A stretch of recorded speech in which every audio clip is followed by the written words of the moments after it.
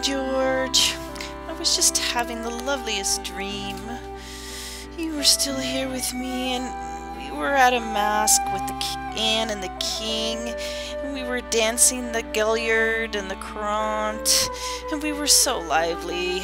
Anne was radiant, and Henry couldn't be more in love. Oh, how I wish I didn't have to go to work today, but I do, you know. This new queen, Anne, is really quite nice to work for. I was very lucky to get a position in her privy chamber, I suppose, since your father did next to nothing for me. He grudgingly gave me my jointure, but only after I had to apply for relief from Cromwell. I've lost everything except my title of Viscountess of Rochford.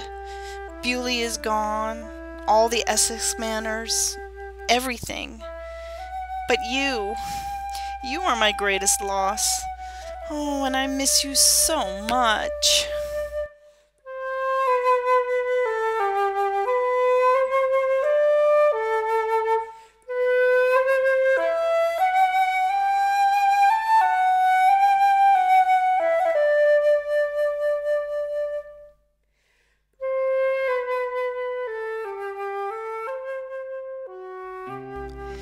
At least, working in the privy chamber, I get 2 very good meals a day, and the Queen makes sure I have the clothes appropriate for my title. And I was lucky enough to get this small place away from court with the serving girl. I suppose life could be worse. After all, Hampton Court is only a short walk away. Guess it's probably time for me to wash up and get dressed.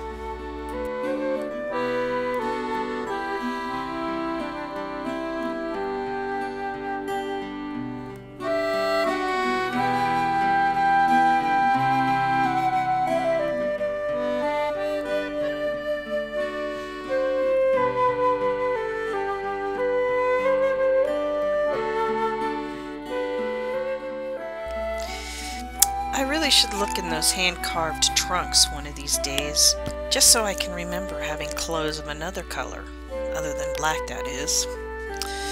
At least, if I have to wear black, I can have a little cloth of gold on my dress, and I can still wear a French hood since I have the black one. No one will really object to my gold slippers either, I hope, in any case. If I have to dress as a widow, at least I can be a stylish widow. I mean, I'm only 30 years old.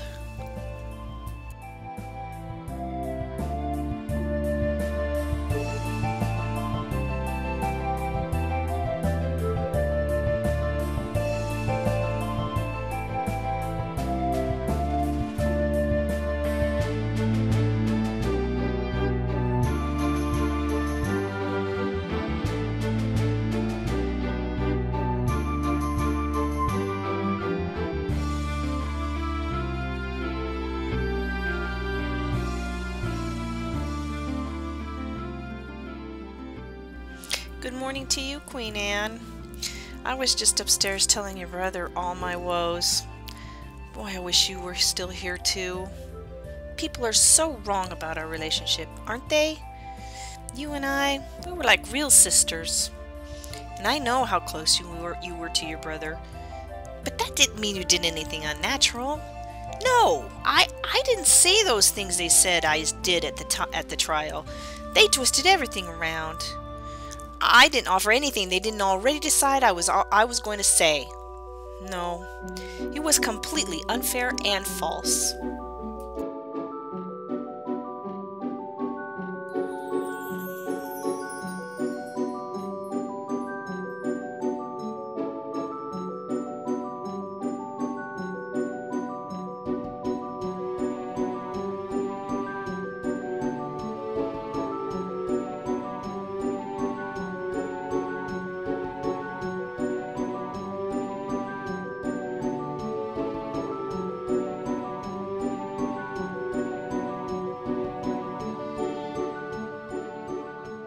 Lucy! Lucy! Where is that girl? Lucy! I have to go to work, and I want you to clean this house before I get home. First of all, clean these walls and dust the paintings. This old banner and field of cloth of gold are so dusty you can no longer see the details. It's probably treason not to keep an image of King Henry VIII immaculate.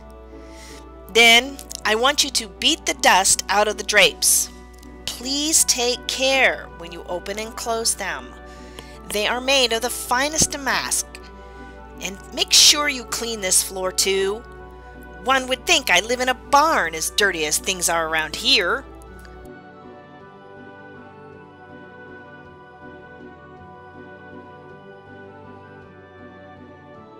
Well, good day to you, and I'm off to work. I think I'll go through the garden on my way.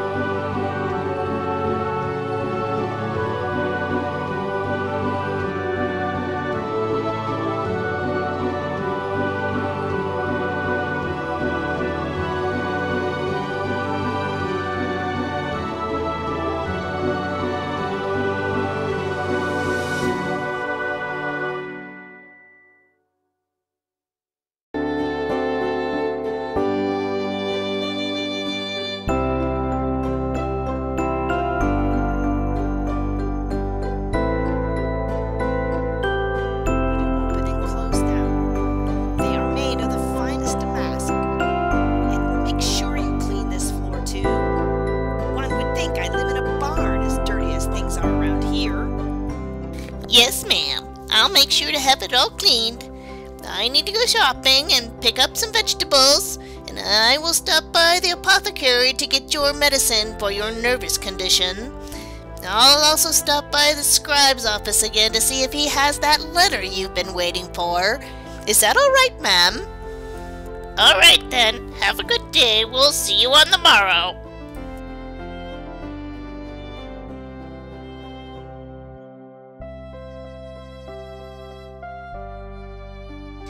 Wash the dishes, scrub the floor, make my breakfast, dust the drapes. I do it every day, and do you think she notices? Never. If I didn't so desperately need this job, I'd quit. I have a family of my own, you know. We don't get fine bread and tea for breakfast. If we have breakfast at all, it's a bit of cheese and onions with a slice of black bread. For dinner, it's cabbage pottage. No meat or fish for us, unless it's a holiday, of course. No pomegranates or oranges for the likes of us, no sir. I got to cook fine food here and bake the finest of breads, but at home my children are lucky to get a taste of meat. I'm here before the sun comes up so I can make a fine breakfast for Mistress Jane, and I work my fingers to the bone for just a few farthings a week. And look at this place.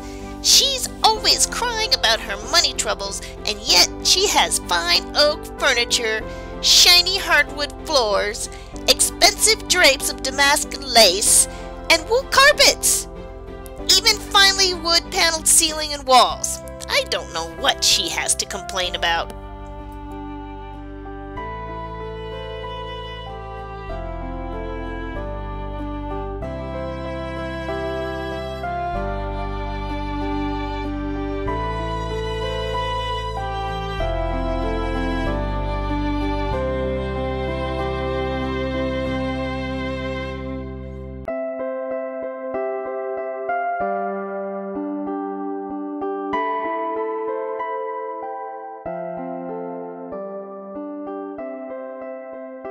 Guess I'd better go get Mistress Jane's medicine and check on that letter. Maybe I can find some food for our dinner too. Maybe some nice cabbages or turnips to cook with some wheat berries.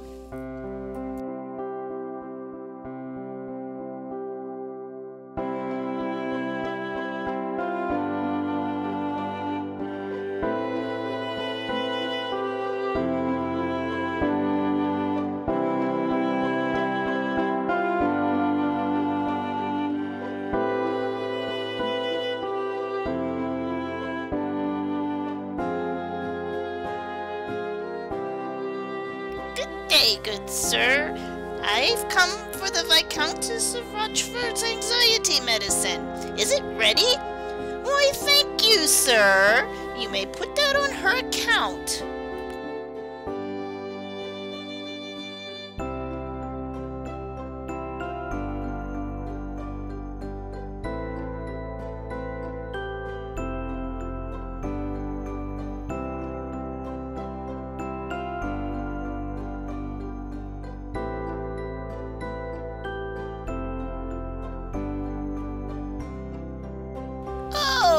The scribe isn't here.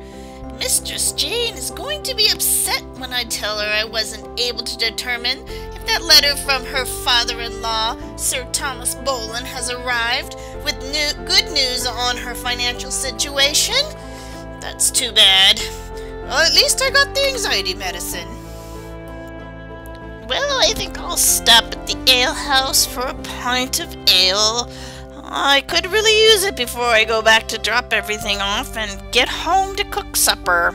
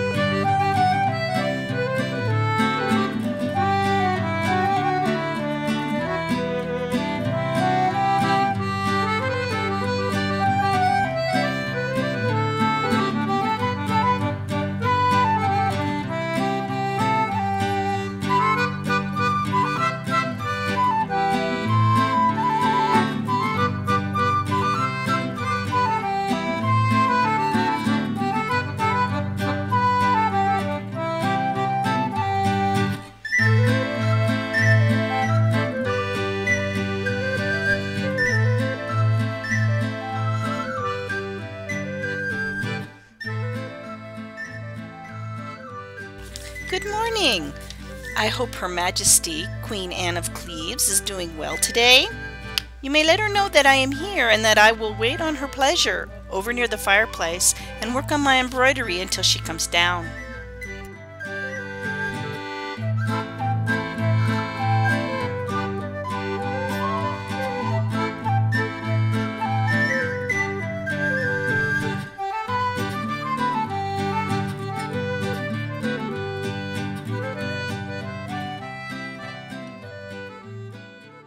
Good morning, Your Majesty. You're looking quite well today. You're wearing a lovely dress, but I hope you will allow me to make one small suggestion as a lady of your privy chamber. May Day will soon be upon us. You know, it is a big jousting day, where the fittest of knights and men don their armor and go at each other with a 13-foot pointy stick and try to knock each other off their horses. When the king was younger, he loved to participate in the tournament, and it used to be a very merry day at court. but ever since May Day of 1536 we are quite on our guard. That was when it became clear that the king's second wife, Anne, fell out of favor and soon lost her head. While I love your Flemish-style headdress, can I suggest you exchange it for the more fashionable French hood like the one I am wearing? I would also like to suggest you have a new dress made of more French or English style. Perhaps if you were to do these simple things, the king will take notice of your apparent beauty, and then you may be able to coax the nightshirt off of him. Otherwise, I'm afraid that his eye will wander and set upon some other maiden, and you will be cast aside. I'm so glad you will take my suggestions to heart, Your Majesty. Well, I must be off now. I hope you have a wonderful evening. See you tomorrow.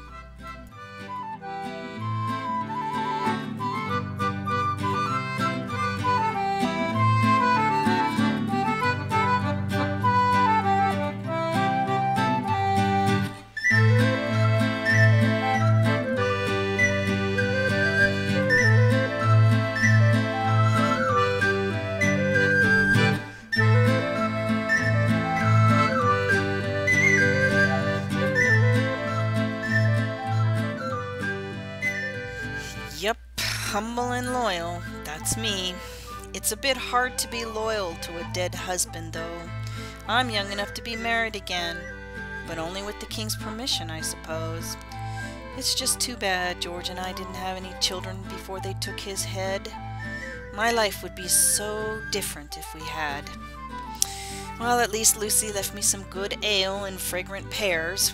I sure could use a drink.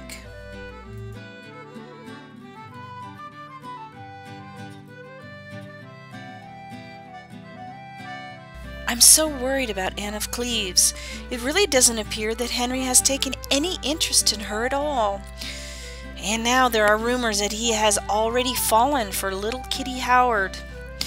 I wonder what would happen to me if he decides, as he did with Catherine, that he was never married to the German princess. What would happen to me? Would I even be able to stay at court? I just can't imagine a life where I wasn't at court.